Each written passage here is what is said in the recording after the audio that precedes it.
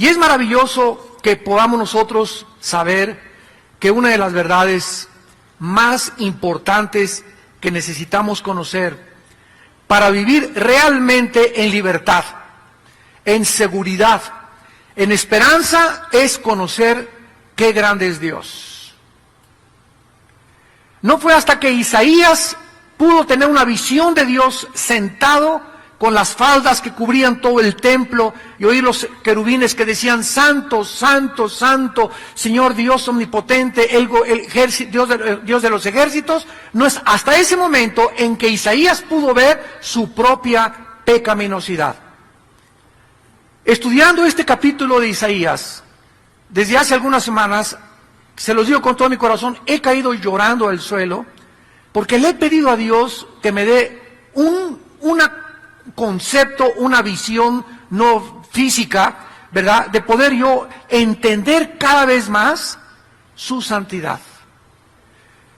Cuando nosotros entramos a la Biblia y vemos que Dios es un Dios santo y que nos manda que nosotros seamos santos como Él es santo, no es un Dios que nos dice: yo solamente te salvé para perdonarte tus pecados y para que te fueras al cielo, sino que nos manda que seamos santos, porque es la esencia del carácter de Dios. ¿Qué nos está diciendo Dios cuando nos dice que seamos santos como Él es santo? Nos está invitando a imitar su carácter, a que nosotros seamos separados del mal, que odiemos el pecado, que aborrezcamos el mal, que aborrezcamos y que tengamos su temor de Él en nuestro corazón, para que podamos verdaderamente ser como Él. Y no es hasta que el cristiano entiende que es el carácter lo que Dios anhela transformar en nuestra vida, pues el cristiano va a creer o seguir creyendo que lo que Dios quiere es que hagamos muchas actividades. Y aunque no es malo involucrarse en muchas actividades, lo más importante es tener el carácter de Jesucristo, la santidad, aborrecer el pecado, detestar todo aquello que Dios odia, aborrecer todo lo que Dios odia, para que podamos cada vez asemejarnos más y más y más a Él. Esto es lo que Dios quiere que nosotros entendamos, porque cuando comenzamos a santificarnos, a apartarnos del pecado, a odiar el pecado, a comenzar verdaderamente a amar las cosas que Dios ama, es cuando comenzamos a entender la Biblia. Es cuando comenzamos a tener revelación. La revelación no viene porque alguien me toque de repente y me tumbe al suelo y ya tenga yo el espíritu o la unción de Elías o de Eliseo. Esa revelación no viene así, viene a través de la santificación. No puede haber poder sin santidad. Entonces no es automática la santidad. Son días, meses, años que tenemos que caminar con Dios. Y cuando caminamos con Dios en santidad, no solamente nos da revelación, sino que comenzamos a caminar con una seguridad en la vida, con una confianza en la vida. Podemos decir: confía en Dios y haz el bien, y habitarás en la tierra y serás apacentado de la verdad. Deleítate a sí mismo en Jehová, y Él te concederá todas las peticiones de tu corazón. Encomienda a Jehová tu camino y confía en Él, y Él hará. No te exaltes, no te alarmes, no tengas ningún intento de hacer el mal, ni de envidia, ni de temor por las cosas que están pasando, porque Él exhibirá tu justicia como la luz y tu derecho como el mediodía. Y cuando podemos verdaderamente esas promesas apropiárnoslas, amanecemos y le decimos: Señor, gracias a Dios que yo no soy Dios. Yo no puedo cambiar la vida de mi esposa, de mis hijos, de la iglesia, de mi trabajo, de mi patria, de mi nación. Gracias a Dios que soy insignificante, soy tan pequeño ante tus ojos, Señor. Tú eres el Dios poderoso, tú eres el que puede hacer cosas. Yo quiero hoy, como un niño recién nacido, acurrucarme como un pollito debajo de las alas de la gallina y confiar en ti, esconderme en ti, Señor, y saber que estoy seguro, que estoy confiado, que puedo vivir bajo el amparo de tus alas, porque tú eres mi fortaleza, mi luz y mi salvación. Esa es la vida que Dios quiere darnos. Es una vida en abundancia, es una vida librados del temor, de la inseguridad, de la incertidumbre. Es una vida donde verdaderamente hemos entrado al reposo de Dios. Veamos pues que al conocer entonces a Dios en la Biblia y su asombrosa grandeza, vamos a vivir con esperanza y con seguridad. Y para asegurarnos de estas verdades y de que Él va a cumplir sus promesas, vamos a ver a continuación la lista de las cosas que el Espíritu Santo nos enumera acerca de qué grande es nuestro Dios. Número 1, en el versículo 12, Dios es más grande que el universo que Él ha creado. Dios es más grande que el universo que Él ha creado. Escuchen las preguntas que el Espíritu Santo nos hace. ¿Quién midió las aguas con el hueco de su mano y los cielos con su palmo? Con 3 dedos juntó el polvo de la tierra y pesó los montes con balanza y con pesado los collados. Vemos nosotros que en una comparación, como no puede usar Dios ninguna otra imagen ni ninguna otra ilustración, dice que todas las aguas de los océanos, de los ríos, de las lagunas, que los abismos que están dentro de la tierra, todo absolutamente lo que está aquí en este planeta, es como si Él las tuviera en sus manos. No es nada más que una gota en sus manos, todas las aguas de los océanos. Todos los cielos, las estrellas, los planetas y las galaxias no son más grandes que la palma de su mano. Entonces ponte esto en la imaginación. Imagínate así a Dios como un gigante increíble, con los millones de billones de billones de billones de galaxias que existen, con las estrellas que son 500,000 veces más grandes que el Sol. Estrellas 500,000 veces más grandes que el Sol. Para que tengas una idea, la Tierra cabe 1,000,000 de veces dentro del Sol. Nuestro planeta cabe 1,000,000 de veces dentro del Sol. Y el Sol tiene estrellas que son más grandes que él, 500,000 veces más. O sea, ni siquiera en nuestra imaginación podríamos asimilarlo. Ese Dios con todo ese universo vasto que existe, lo tiene en su mano. Así de grande es Dios. Y todo el peso, dice la Biblia, con 3 dedos juntó el polvo de la tierra. O sea, todo el polvo y toda la tierra que existe en este planeta está matemáticamente calculada por Dios. No hay más tierra que agua, ni más agua que tierra. Exactamente, Dios hizo la capacidad y en las balanzas pesó, dice la Biblia, con 3 dedos el polvo y los montes con balanzas y con pesa los collados. Cuando Dios diseñó, dice el Job 38, los ángeles estaban alegrándose, viéndose todo lo que Dios hacía. Y Dios puso cordel, puso medidas como un arquitecto. Esto va a tener tanta longitud, esto va a tener tanta anchura, todo el diámetro de la tierra, el movimiento de la tierra, para que el agua no se salga cuando gire la tierra, para que las aguas no lleguen a las playas e inunden las ciudades. Las playas, las aguas de los océanos llegan a un límite y ahí se paran. ¿Por qué los océanos no se van contra las ciudades? Porque Dios les puso un límite. Dios calculó todo, los collados, los montes, el polvo, las aguas. Es un Dios infinitamente sabio. Como dice en Génesis 1:1, en el principio Dios hizo los cielos y la tierra. Dice en Hebreos 1, del 1 al 3, Dios, habiendo hablado muchas veces y de muchas formas en otros tiempos por los profetas, ahora nos ha hablado por su Hijo Jesucristo, a quien hizo el heredero de todo y por quien asimismo hizo el universo, el cual es el resplandor de su gloria, y habiendo hecho la purificación de nuestros pecados, se sentó junto al Padre, y Él es el que sostiene todas las cosas con el poder de su palabra. Este es el Dios que nosotros estamos sirviendo, un Dios increíblemente vasto, maravilloso, inmenso para nuestra capacidad que tenemos. Pero no solamente eso, sino que a ese hombre que crucificaron hace 2000 años, es por quien Él hizo todo lo que existe, y ese hombre que resucitó es el que está sosteniendo el universo con el poder de la palabra que tienes ahí en tu silla y que tengo yo en mis manos. La palabra de Dios.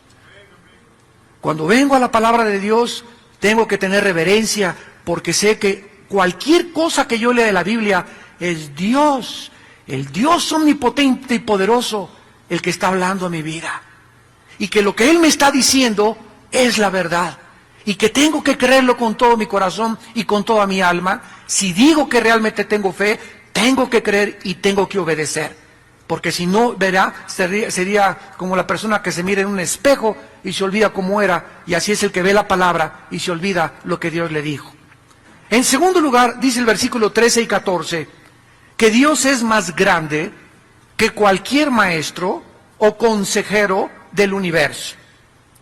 ¿Quién enseñó al Espíritu de Jehová o le aconsejó enseñándole? ¿A quién pidió consejo para ser avisado?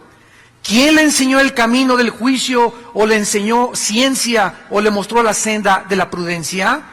El conocimiento de Dios, el entendimiento de Dios y su justicia son infinitas. Él no necesita absolutamente que nadie, ni Descartes, ni Demóstenes, ni Platón, ni Aristóteles, ni los filósofos, ni los escritores, ni los políticos, no hay ni un premio Nobel, no hay ningún líder, no hay ninguna persona que jamás haya nacido, no hay nadie en el universo, ni los ángeles que son infinitamente más sabios que nosotros, ni los querubines que están todo el día diciéndoles santo, santo, santo. No existe nadie en el universo más grande en conocimiento que Dios. Así que si nosotros tenemos ese Dios que conoce todas las cosas, significa que Él conoce también nuestra vida. Y esto, ¿verdad?, funde nuestros fusibles, porque dijo Cristo que aún los pelos de nuestra cabeza estaban contados. Que los pajarillos del campo que valen 1 peso o 2 pesos, cada pajarito que se cae o cada pajarito que se muere, Dios sabe lo que le está pasando. Cuando un insecto, cuando una mosca la agarras y la matas, Dios sabe que mataste una mosca. Dios sabe que mataste un mosquito. Las hormiguitas que tú pasas y que tú las pisas, Dios sabe que fueron 375 hormigas las que pisó tu chancla. Este es el conocimiento de Dios.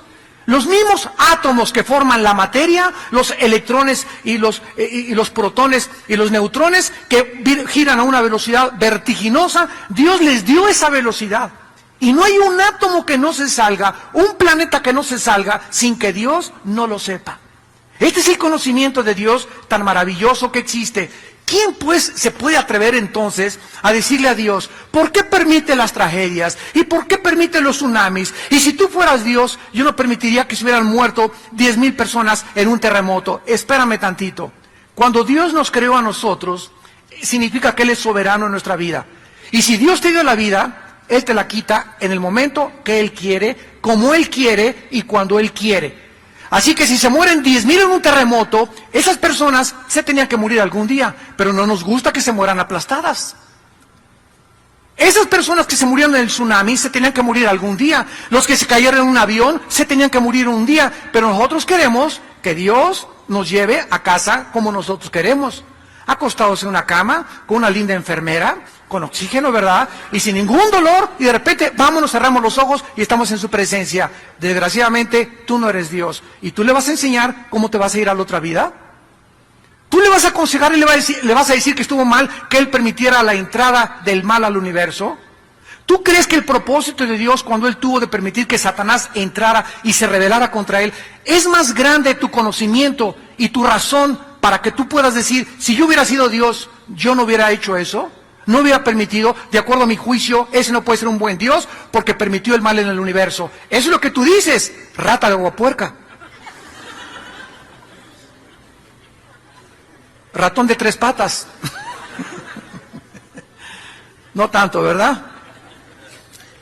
Pero quiero llegar a estos extremos. O sea, de veras, ¿quiénes somos nosotros?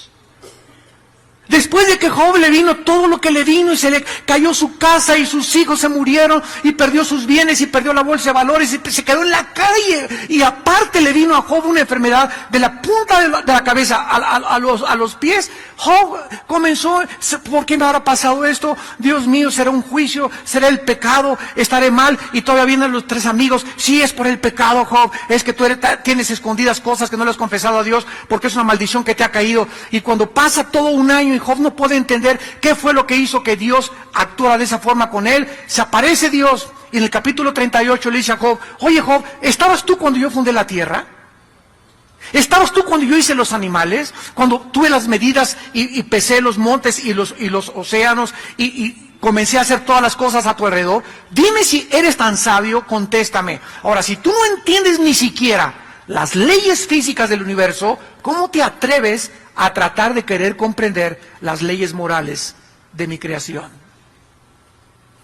Y entonces cuando Job se dio cuenta que con quién estaba hablando y se dio cuenta de la grandeza de Dios, cayó Job de rodillas, capítulo 42, y le dijo: me aborrezco hasta el polvo. Oye ahora, Señor, habla tú y yo oiré. Ahora me doy cuenta que lo que yo estaba hablando eran marihuanadas.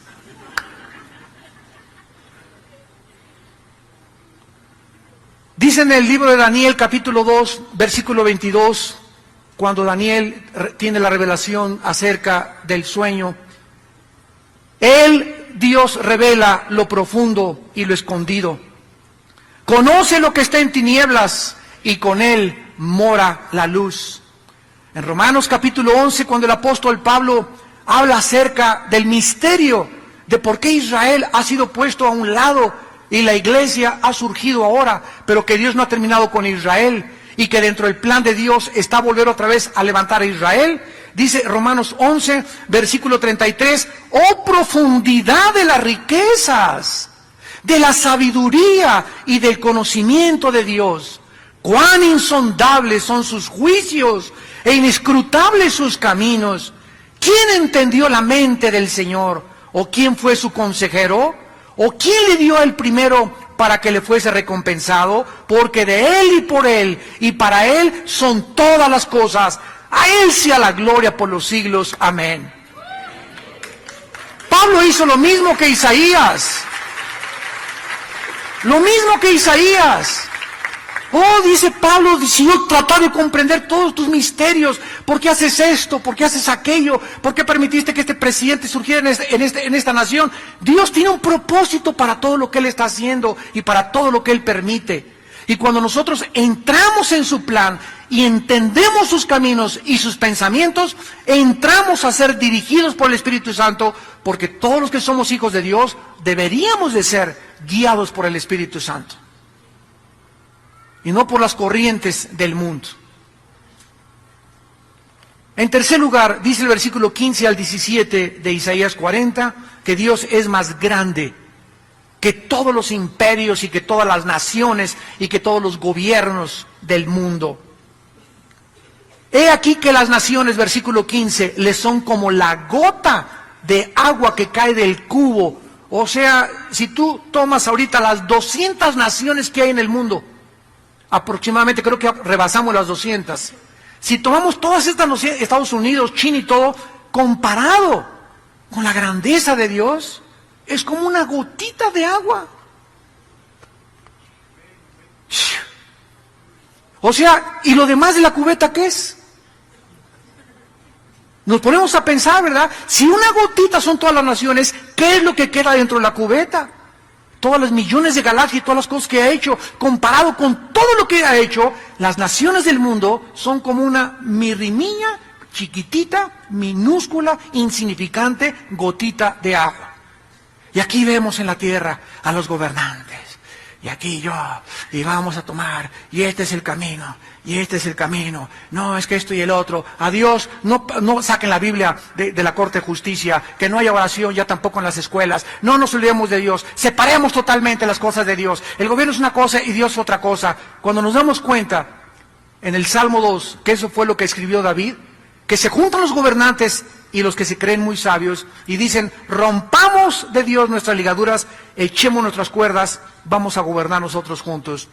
Desgraciadamente, señores sociólogos, antropólogos, criminólogos, etcétera, antropólogos, etcétera, etcétera, desde 1945, que se fundó la Liga de Naciones y que se cambió el nombre a Organización de Naciones Unidas, nunca han podido las Naciones Unidas detener las guerras, ni traer la paz, ni ningún organismo independiente mundial en el mundo. Hasta que Cristo regrese, no tendremos paz. ¿Por qué? Porque los seres humanos somos demasiado pequeños para resolver problemas que van más allá de nuestra capacidad finita intelectual para resolverlos. Tú no puedes atreverte a casarte sin Dios. Tú puedes atreverte a tener un novio si tu novio no es una persona entregada al Señor. Porque el matrimonio es para discípulos, para un hombre y una mujer que siguen los dos a Dios, porque si los dos siguen, van a llegar a Dios. Y mientras más sigan a Dios, más se juntan. ¿Por qué? Porque no puedes tú casarte con una persona que no sigue a tu mismo Dios. Entonces teníamos que entender eso, que Dios es un Dios que quiere que nosotros lo conozcamos y entendamos cómo piensa y por qué actúa como actúa. Para eso nos dejó la Biblia. Aquí encontramos los pensamientos y los caminos de Dios. En Primera de Crónicas capítulo 29, Primera de Crónicas capítulo 29, dice en el versículo 12, versículo 11 y 12, el rey David: tuya es, oh Jehová, la magnificencia, el poder, la gloria, la victoria y el honor, porque todas las cosas que están en los cielos y en la tierra son tuyas. Tuyo, Jehová, es el reino, y tú eres excelso sobre todos. Las riquezas y la gloria proceden de ti, y tú dominas sobre todo. En tu mano está la fuerza y el poder, y en tu mano el hacer grande y el dar poder a todos. Díganme ustedes, ¿por qué David era un hombre conforme al corazón de Dios? Porque era un hombre que conocía la grandeza de Dios. Y es increíble que a los 17 años David conocía tanto a Dios y meditaba tanto en el campo cuando tocaba su arpa y le componía himnos a Dios. Es increíble que a esa edad se haya enfrentado a un gigante llamado Goliat y que le haya dicho: tú vienes a mí con lanza y con espada y con casco y con armadura, pero yo vengo a ti en el nombre de Jehová de los ejércitos. Conocí a Dios. Cuando tú conoces a Dios y tienes esta sabiduría, dime quién te puede hacer frente en tu vida. Nadie te podrá hacer frente durante todos los días de tu vida. ¿Por qué? Porque cualquiera que te amenace en tu vida, cualquier temor que tú tengas inconsciente, el dinero que se levanta como un Goliat, o la falta de trabajo, o la falta de etcétera, etcétera, son problemas que Dios los conoce. Él conoce, Él es omnisciente, Él sabe qué necesitas, Él sabe qué necesito, Él sabe cuántos cornflakes tienes en tu alacena, sabe cuántos litros de leche te faltan, Él sabe todas esas cosas. Y Él suplirá todo lo que nos falta conforme a sus riquezas en gloria en Cristo Jesús. Pero ¿por qué muchas personas viven como viven? Porque no lo conocen ni tienen confianza en Él. Y se levantan: ¿qué comeré? ¿A dónde iré? Y comienzan la desesperación. Y Dios ve desde los cielos a sus hijos, ¿verdad? Que nos ve como peor que gotas de agua. Y dice: si tú quieres que yo entre en acción en tu vida y llene tus alacenas y puedas en casa, confía en mí. Confía en mí. Tú no puedes tener temor al mundo y temor de las circunstancias y temor de Dios, porque el perfecto amor echa fuera el temor. De donde el que teme vive atormentado. Y la humanidad ahorita, ven al alrededor, nunca el mundo había estado tan desesperado como en la época que estamos viviendo. Ahora que vine yo de Dallas antier, la semana pasada, 37 personas en Dallas se suicidaron. Y estoy hablando personas de la clase media alta, porque de repente se acabó su negocio.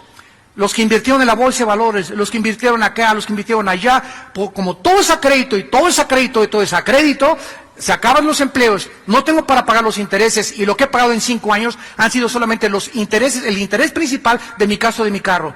Ahora que ya no tengo ni siquiera para seguir pagando eso, ¿qué me queda? Se pegan un balazo, o se ahorcan, o se envenenan con algún veneno.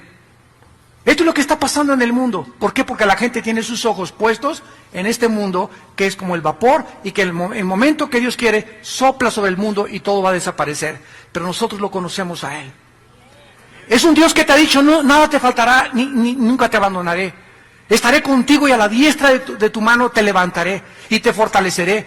Los que piensen mal contra ti, piensan mal contra mí, dice el Señor. Yo soy tu escudo y tu fortaleza. Yo soy el Dios de tu salvación. ¿Por qué entonces vives como vives? ¿Por qué has recurrido inclusive a las pastillas tranquilizantes, al alcohol, a las drogas, a la coca, buscando anestésicos? Porque no puedes enfrentar la realidad, porque no sabes quién soy yo, y me dices de la boca para afuera que eres cristiano. El Dios de los siglos, el Dios de nuestra fortaleza, es el Dios que hizo el cielo y todas las cosas, y el que tiene cuidado de nosotros. En el libro de los Hechos, capítulo 17, Pablo se enfrenta a los griegos filósofos sabios de su época. Y comienza a hablarles acerca del verdadero Dios con esta cátedra de la grandeza de Dios. Dice Hechos 17, versículo 24. Pablo le dice a los griegos, a los filósofos: el Dios que hizo el mundo y todas las cosas que en él hay, siendo Señor del cielo y de la tierra, no habita en templos hechos por manos humanas. O sea, quitémonos, amados santos de Dios, esa frasecita, vamos al templo. Esto no es un templo, el templo somos las personas. No hay ya ningún edificio desde la resurrección de Cristo hasta nuestros días en Pentecostés, cuando nació la iglesia. No existe ningún edificio que se le pueda atribuir la casa de Dios, o la habitación de Dios, o el templo de Dios, porque Él ya no habita en templos hechos por manos humanas. Él ahora ha escogido entrar a habitar dentro de nosotros. Ahora tú eres el templo de Dios y yo soy el templo de Dios. Y cuando nos juntamos en el parque, en Chapultepec, en Cuautitlán, no importa el techo o el lugar, no es el lugar ni el edificio el templo, somos las personas. ¿A dónde vas? Al templo. Ni es honrado por manos de hombres, como si necesitara de algo.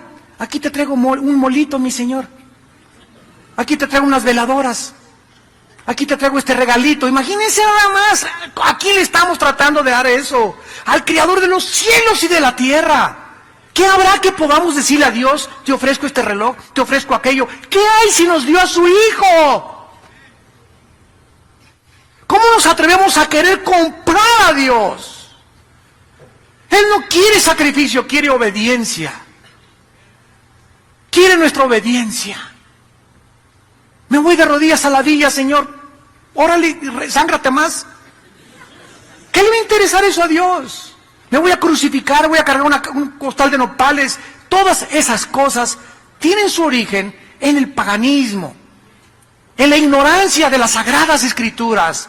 Pero tú eres hijo de Dios y yo soy hijo de Dios, y debemos de entender a Dios que esas cosas no le agradan. Él ya no es honrado por nada que nosotros podamos hacer. Y dice la Biblia: ni tampoco habita en templos de manos humanas, pues Él es quien da a todos vida, aliento y todas las cosas, y de una sangre ha hecho el linaje de los hombres para que habiten sobre la faz de la tierra.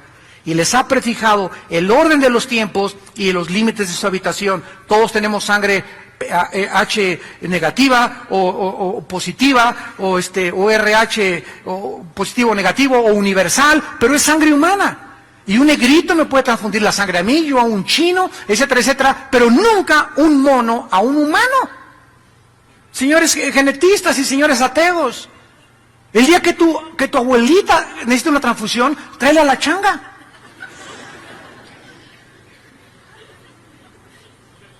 La misma composición de los cromosomas y la misma composición del ADN que tenemos nosotros, el código genético hereditario, impide que nosotros podamos cambiar de una especie a otra especie. Y esto fue escrito antes de que se descubriera en 1860 la ley de la herencia por Gregorio Mendel. Más de 18 siglos antes, el apóstol Pablo les dijo a los filósofos, a los que se creían muy sabios: ¿sabe una cosa? Todos los seres humanos somos una sola raza. No hay raza amarilla, no hay raza negra, no hay raza anglosajona. Somos una sola raza, somos la raza humana. No, la raza de los indios, la raza de los negros, no, somos una raza todos, porque todos tenemos sangre humana. No hay ninguna especie subhumana. ¡Qué maravilla de la Biblia! Para que habitemos en la tierra, Dios nos dio esta sangre, no en la luna, no en Marte. Ahí están buscando luna de miel en la luna. Imagínense nada más cambiarlo por Cancún. Imagínense nada más ir tú con escafandra ahí o a Marte, a la luna de miel, a la luna. Están ahí apartando lugares para el año 2010, 2012. ¿Qué canica? Yo la luna de miel, lo que menos quieres hacer es una escafandra. Te va a estorbar. Imagínate con todo ese traje de astronauta, ¿no? En la luna de miel, que en traje de baño, ¿verdad? y nos ha prefijado el orden de los tiempos y los límites de la habitación. De acuerdo a este versículo, el hombre nunca conquistará el espacio. Nos ha preordenado para que vivamos en este mundo. Y en 1945-43, Alberto Einstein, cuando descubrió su fórmula E igual a mc al cuadrado, descubrió que por la velocidad y por el tiempo, el hombre jamás llegaría fuera de ninguna galaxia. Porque si tú te vas ahorita en una nave a Marte y cuando regreses, tu esposa va a tener 15 años más que tú. Porque el tiempo no existe en el espacio igual que aquí en la Tierra. Y además la velocidad. Tendrías que ir a la velocidad de la luz para llegar casi en 5,000 años a la más cercana galaxia. Entonces, Dios lo había dicho ya con cientos de años de anticipación. En cuarto lugar, Dios es más grande que todos los dioses y los ídolos del mundo. Versículo 18 al 21, Isaías 40. Dios es más grande que todos los falsos dioses y que todos los ídolos del mundo. Dice el versículo 18, ¿a quién pues o a qué haréis semejante a Dios? ¿O qué imagen le compondréis? O sea, aquí estamos en un planeta donde tenemos la conciencia de que hay un Dios. Y la gente, como no ha visto a Dios, ni nadie la ha visto jamás, pues tenemos que pintar algo que se parezca a Dios. Y dice Dios, pero ¿cómo puedes tú ir y cortar un pedazo de tronco y hacer un mono con el pedazo de tronco, con tu machete y con tus instrumentos, y poner en ese tronco que tú hiciste y que tú labraste como carpintero, y después de esa imagen del tronco, o de yeso o de cemento, a lo que tú hiciste con tus manos, hincarte y rendirle culto a esa cosa que no ve, que no oye, que no camina, que no siquiera tiene pensamiento. Es lo que se llama idolatría. Pero todos nosotros, antes, ¿verdad?, de conocer a Cristo, estábamos involucrados en eso. Y llegábamos y nos hincábamos delante de las imágenes, y ahí está la Virgen, y ahí está San Judas Tadeo, y ahí está esas cosas, ¿verdad? ¿Cómo podríamos nosotros a esas imágenes, a esos hombres, compararlos con Dios, el Dios del universo? ¿Cómo podríamos asemejarle y tener la herejía, la mente herética para compararlo con ese Dios? Dios ya había desafiado a Israel hace 2700 años. ¿A quién me quieren comparar? ¿Qué imagen me pueden poner ustedes si no saben ni cómo soy, más que soy espíritu? El artífice, o sea, los escultores, preparan la imagen de talla, versículo 19. El platero le extiende el oro y le funde cadenas de plata. El pobre escoge para ofrecerle madera, que no se apolilla hasta con eso. Se busca un maestro sabio que le haga una imagen de talla que no se mueva. Esta es la idolatría. Andamos buscando a quién adorar. ¿Por qué? Porque traemos dentro del alma la eternidad. El ser humano nació a imagen y semejanza de Dios. Y como traemos la eternidad entre nosotros, los egipcios, al morir, le ponían la espada y la comida a sus muertos. Los chinos, no hay una civilización, no hay una tribu africana que no crea en la vida después de la vida. Los ateos solamente son los pseudointelectuales que conocemos. Pero el hombre trae la eternidad en el corazón.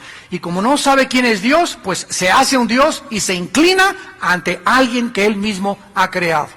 Y por eso hay 4 preguntas en el versículo 21. ¿No sabéis? ¿No habéis oído?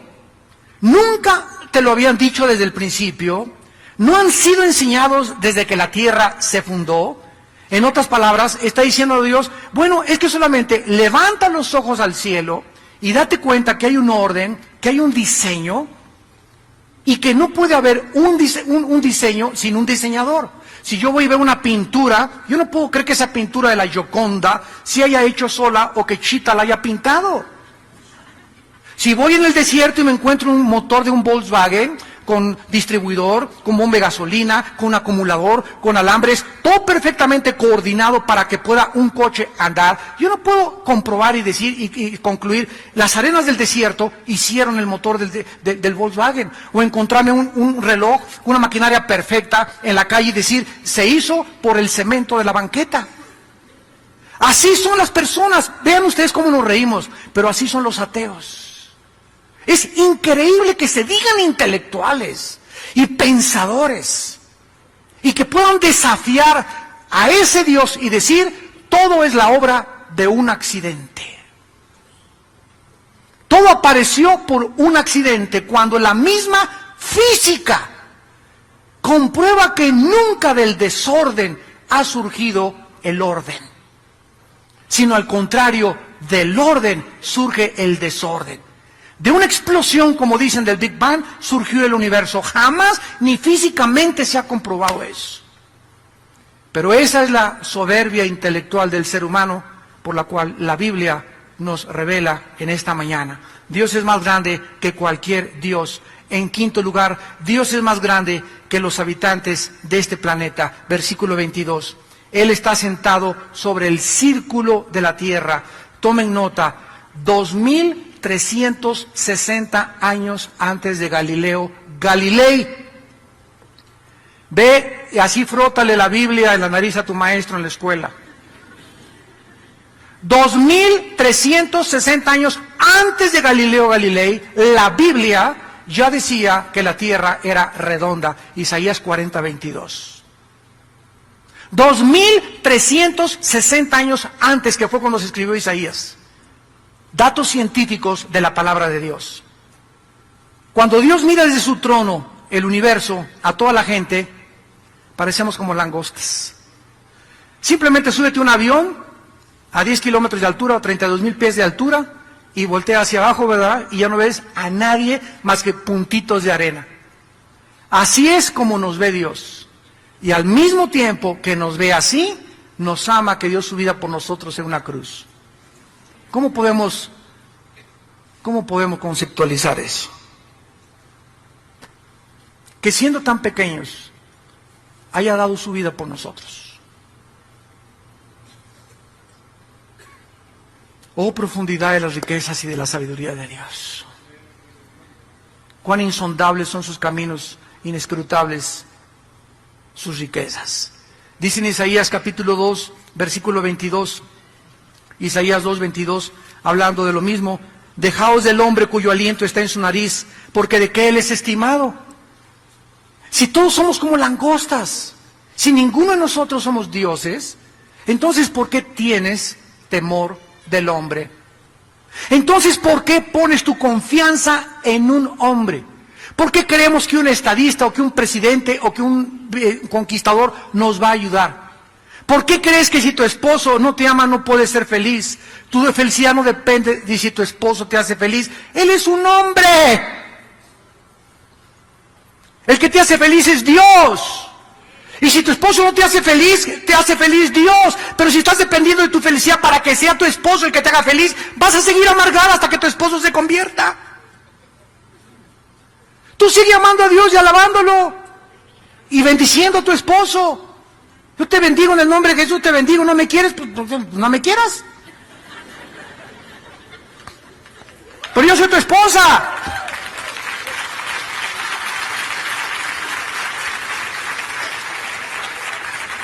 Tenemos que entender, igual en el noviazgo, ¿verdad? Ay, sí, para mi novio, ¿y qué voy a hacer? ¿Y los chochos? ¿Chochos por ese baboso? ¿Piensas quitarte la vida por ese tonto, por ese macarrón?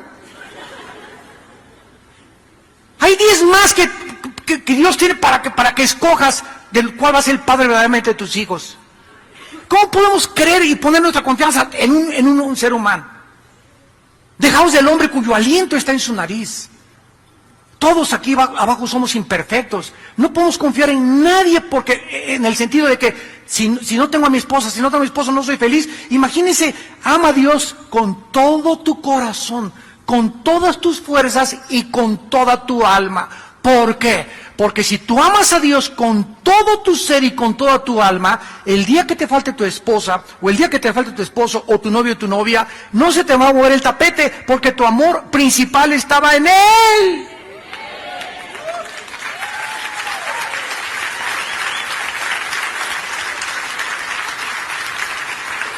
¿Se dan cuenta de la sabiduría de Dios detrás de los mandamientos que nos da? ¿Por qué nos ordena lo que nos ordena Dios? Cualquier día, ay, qué egoísta, qué ególatra, más quiere que nos veamos a Él. No, es que cuando Él nos dice, por ejemplo, no cometerás inmoralidad, nos está diciendo Dios, cada vez que pecas, te lastimas, mijito. Cada vez que pecas, te estás lastimando, te estás hiriendo. No quiero que te lastimes. Di mi vida por ti. Por eso te digo, no cometas inmoralidad. No robes. No trances a tu vecino. No eches mentiras. Porque cada vez que lo haces, cada vez que pecamos, estamos lastimándonos a nosotros mismos. Porque el pecado nos hace sufrir.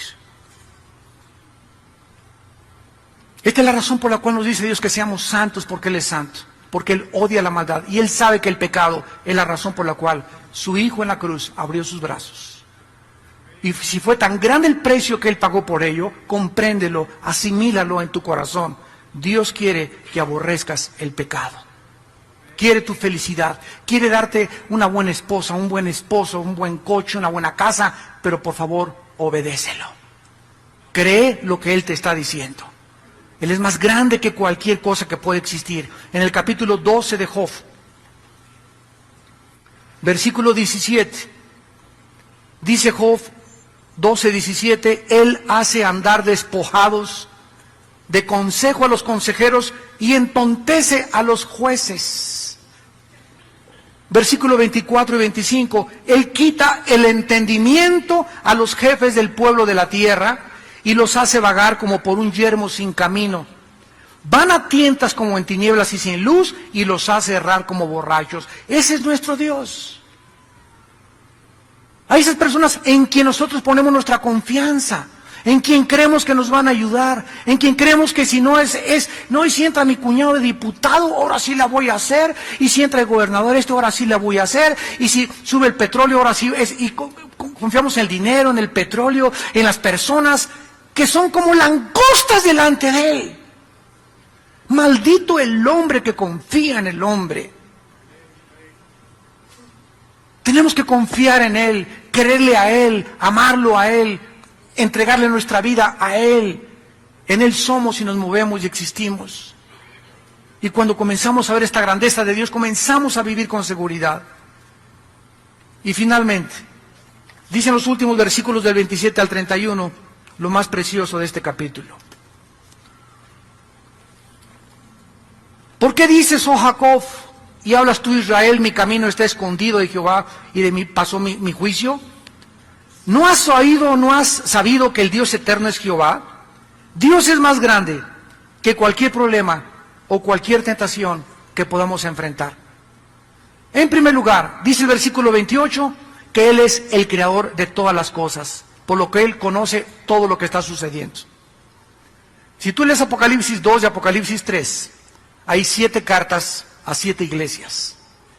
Y todas las cartas comienzan con estas palabras: yo conozco tus obras, yo conozco tus obras, yo conozco hoy muchachita, ¿a qué hora te levantaste hoy? Y tú, sé que desayunaste, sé cuando te levantaste qué estabas pensando, sé a qué horas te acostaste, hoy te viene el doctor, qué revistas estabas leyendo, qué revistas compraste en Sanborns, qué películas viste, qué retaste en Blockbuster. Yo conozco todo lo que ustedes hacen, dice el Señor. Su mirada penetrante llega hasta lo más profundo de nuestra alma y nuestro corazón y nos desnuda. Y no podemos engañar a aquel que es tan grande, que conoce las hormigas y los moscos y los pájaros, que al mismo tiempo conoce también lo que nosotros somos. Y a cada uno nos paga conforme a nuestras obras. Ese es nuestro Dios. En segundo lugar, dice el versículo 28b, no desfallece ese Dios, que es el origen de la energía. Nunca es posible que pueda cansarse o decir ya me tienen harto, y su entendimiento no hay quien lo alcance, ¿verdad? Él es el origen de toda la energía del universo. Él es la fuente de la energía. ¿Qué le pasa a un celular cuando se le acaba la pila y lo desconectas? Bueno, el cable, ¿verdad?, es como el cuerpo, el celular es como el alma y la luz es como el Espíritu Santo. Entonces nosotros, como un celular o como un foco, al conectarnos a la energía, sacamos algo que no es inherente en nosotros. Entonces cuando yo vengo a la Biblia, me estoy conectando a Dios. No hay otro origen para mi energía, para mi ánimo, para mi fuerza, para seguir peleando, para no desanimarme más que mi contacto con la palabra de Dios. Al conectarte tú con la Biblia, estás jalando esa energía, y dice la Biblia que entonces si estabas cansado, si estabas deprimido, si estabas desanimado, vas a comenzar a levantar alas como las águilas. Esto es lo que Dios nos quiere enseñar en esta mañana. Él da esfuerzo al cansado y multiplica las fuerzas al que no tiene ningunas.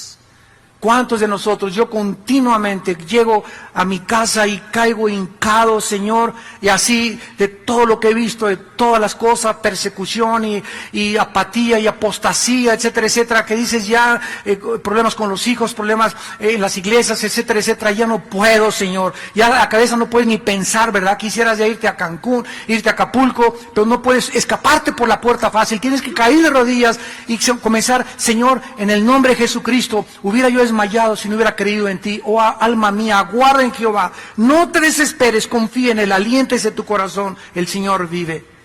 Y después de un tiempo de estar con él, comienzas a sentir algo y te levantas, y me levanto otra vez y me siento otra vez, ahora sí, como el gallito giro.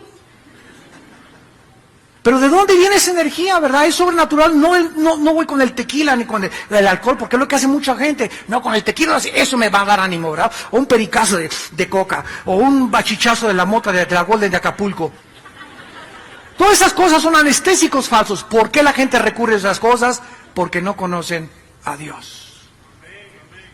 Pruébalo, dice el Señor, pruébame. Pruébame cuando te sientas así. No agarres la botella, no agarres la droga, no agarres las pastillas tranquilizantes, híncate y dame a conocer todas tus peticiones, y la paz de Dios, que sobrepasa todo entendimiento, guardará tus pensamientos y tu corazón en Cristo Jesús. Él guardará en completa paz a aquel cuyo pensamiento en él persevera, porque en él ha confiado. Isaías 29. Mi paz les dejo, mi paz les doy. ¿Qué es lo contrario a la acidez estomacal? ¿Qué es lo contrario al estrés? ¿Por qué la gente está estresada? ¿Qué es lo contrario a los problemas de las úlceras y de los ataques cardíacos? Lo contrario es la paz. Una persona que está estresada se comienza a enfermar del hígado, del páncreas, te sube la presión, afecta a tu sistema nervioso. Dicen que cuando se muere una persona, tu estrés está como en 200. Cuando hay un divorcio, tu estrés está como en 250. Y hay una cadena que han hecho, ¿verdad?, de ver qué es lo que produce más estrés en la vida de un ser humano. Manejar simplemente son como 30 o 40 grados de estrés. Nada más manejar en el periférico. Entonces, si nosotros comenzamos a ver y sumamos a llegar a la casa todas las veces que nos enfrentamos con el estrés y tenemos una cuenta de más de 100, nos damos cuenta entonces por qué estamos enfermos. Y llega el hermano, ¿verdad? Toque mi panza, hermano, en el nombre de Jesús. Reprenda el espíritu que tengo aquí adentro. Sáname, Señor. Y nuestro problema es que no tenemos paz con Él. ¿De qué te sirve que Dios te tumbe ahorita y que te sane? Si vas a llegar a tu casa y vas a vivir igual, vas a seguir comiendo igual, vas a seguir pensando igual. Dios no es la varita mágica de Aladino. Pum, pum, pum, pum, pum, pum, pum, pum. Sano, sano, sano, sano, sano, sano. ¿Qué es eso? Ni la India María hacía eso. Y aquí terminamos y dice el versículo 28, no has sabido, no has oído que el Dios eterno es Jehová, el cual creó los confines de la tierra, como ya me lo explicó anteriormente. No desfallece ni se fatiga con cansancio, y su entendimiento no hay quien lo alcance. Él da esfuerzo al cansado, multiplica las fuerzas al que no tiene ningunas.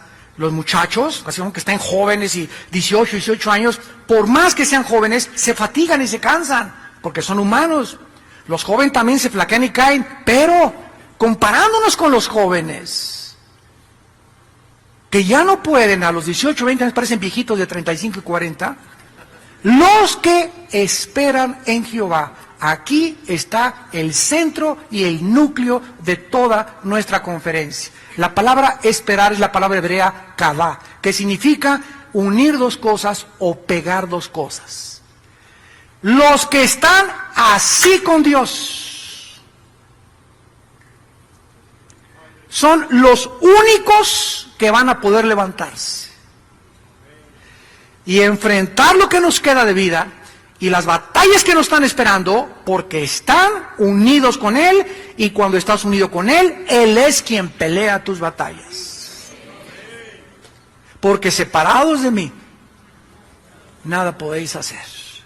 Enfréntate a tu matrimonio sin Dios, enfréntate a tu trabajo sin Dios, haz un negocio sin Dios, sé padre sin Dios, sé madre sin Dios, haz lo que quieras sin Dios, y la ruina te está garantizada adelante de tu vida. Porque fuimos creados para caminar con Él. Fue el secreto de la vida de Jesucristo. Dice Marcos 1:35 que aún no amanecía y se levantaba para hacer contacto con su Padre y se iba a orar en la madrugada. Y cuando los discípulos vieron a Cristo que echaba demonios y sanaba enfermos y resucitó a los muertos, ¿saben una cosa? Los discípulos descubrieron cuál era el secreto de Jesús. Y sabían que el secreto de Jesús estaba en la oración.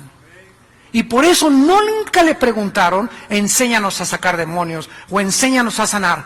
La única pregunta que le hicieron los discípulos a Cristo fue, enséñanos a orar. Porque sabían que ahí estaba el secreto del poder de Jesús en su vida y en su comunión con su Padre. Y las águilas es el ejemplo que usa el Espíritu Santo, porque las águilas son las únicas aves de los gavilanes, cóndores, todos o pilotes, la que tú quieras, es la única ave el águila, que cuando la tormenta viene, todas las aves van y se esconden en los árboles, se buscan refugio en las cuevas. El águila es la única ave que cuando viene una tormenta, no corre y se esconde, sino que vuela y se enfrenta a la tormenta para volar arriba de ella. Y así nosotros, cuando tenemos esas fuerzas sobrenaturales, porque no nos ha dado Dios un espíritu de temor, sino de valor y de poder, cuando enfrentamos los poderes, no huimos de la vida, no nos amedrentamos, no tememos, no nos desanimamos, no nos deprimimos 2 o 3 días, sino que hacemos contacto con Dios, venimos a la palabra, aumentamos nuestra vida de oración y vamos a comenzar a volar arriba de los problemas, y los problemas van a quedar abajo de nosotros, porque Él es nuestra fortaleza. Torre fuerte es el nombre de Jehová, a Él correrá el justo y Él será levantado. Padre, gracias por tu palabra. Gracias por tu palabra, Señor. Oh Dios, en esta tarde oramos por muchos hijos e hijas tuyas que están desanimados, que están deprimidos, que están estresados. Muchos que ustedes nos ven por la televisión, no hay un camino corto para el poder de Dios, ni para la santidad. Tienes que discipularte. Tienes que pagar el precio de conocer a Dios y de seguirlo con todo tu corazón. Bendecimos en esta mañana a todos ustedes que están caídos, afligidos, para que la paz de Dios, que sobrepasa todo entendimiento, guarde tus pensamientos en Cristo Jesús. Pídele perdón a Dios en esta mañana y dile: Señor, lávame con tu sangre preciosa. Me he separado de ti en mi soberbia, creyendo que puedo actuar y vivir sin ti. Oh Dios, tú eres mi fortaleza, tú eres mi pronto auxilio en todas las tribulaciones. Diré a Jehová, castillo mío, roca mía, mi Dios, en quien confiaré. Como el siervo clama por las aguas, oh Dios, hazme que así mi alma clame por ti. Quiero tener sed de ti, quiero tener hambre de ti, quiero conocer tu santidad y ser cada vez más santo, porque tú eres santo. En esta mañana también tal vez habrá personas que no tienen a Cristo todavía, que tal vez vienen a visitarnos, o tal vez tienes varios domingos ya viniendo, pero no le has entregado tu vida a Jesucristo. Yo te pido en esta mañana que le entregues tu vida, que te arrepientas de tus pecados y que le digas a Cristo ahí desde tu corazón. Ustedes que nos ven en la televisión también, dile en tu corazón: Señor mío y Dios mío, te pido perdón por mis pecados. Creo que en la cruz tu Hijo Jesucristo pagó con su sangre por ellos. y que a los 3 días lo levantaste de los muertos. Señor Jesucristo, te pido que entres a mi vida como mi Señor y mi Salvador, y te pido que me des la fuerza y el poder de vivir para ti. En el nombre de Jesús. Amén.